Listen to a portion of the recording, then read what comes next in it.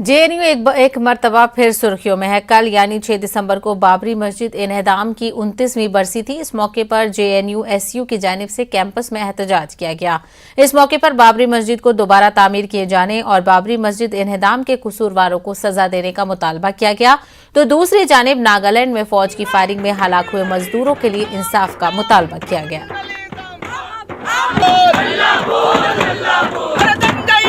जब supreme court ने बात कही, ये बात कहीं से छुपी हुई नहीं कि बाबरी मस्जिद को गिराना गलत है। और आज भी 1992 में ये घटना घटी, आज 2021 है।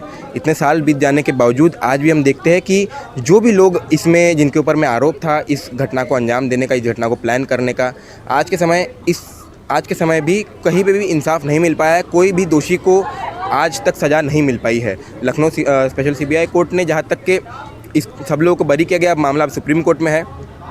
बट इसके बावजूद हम ये मांग करेंगे कि जो भी इसमें अक्यूज़ है, जो भी इसमें दोषी पाए जाते हैं, इसमें जल्द से जल्द प्रक्रिया को पूरा किया जाए और इंसाफ दिया जाए। और जो राम जन्मभूमि का जो ट्रस्ट बनाया गया सरकार के द्वारा, जिसमें जो प्रेसिडेंट और जनरल सेक्रेटरी है, दोनों इसमें अक्यूज़्ड है, तो कहीं ना कहीं जो मैसेज जो दिया जा रहा है सरकार के द्वारा, उसके लेके भी हम लोग एक आवाज़ उठा रहे हैं कि ये मैसेज सही नहीं है। कि बात बाबरी तक सिर्फ नहीं है, बात है आने वाले समय में वो लोग जिस तरीके से बोल रहे हैं कि काशी भी है, मथुरा भी है, तो ये एक जो सांप्रदायिक जो माहौल है उसको ख़राब करने की पूरी कोशिश फिर से किया जा रहा है। हम जेएनयू एसयू के तरफ से यहाँ पे आज का जो प्रोटेस्ट कॉल किए हैं, सिर्फ बाबरी को याद, मस्जिद जो ढहाया है उसको याद करते हुए नहीं, साथ नागालैंड में जो हॉरिफिक किलिंग हुआ है उसको उसके खिलाफ प्रोटेस्ट करते हुए भी, कि आज देश के अंदर बीजेपी और आरएसएस क्या कर रहा है। डेवलपमेंट के नाम पे कुछ नहीं हो रहा है, शिक्षा नहीं है, युवाओं के पास नौकरी नहीं है, लेकिन आप देखिए धर्म के आधार पे कंटिन्यूअसली लोगों को बांटा जा रहा है। किस तरीके से आफ्सपा रूल जगहों पे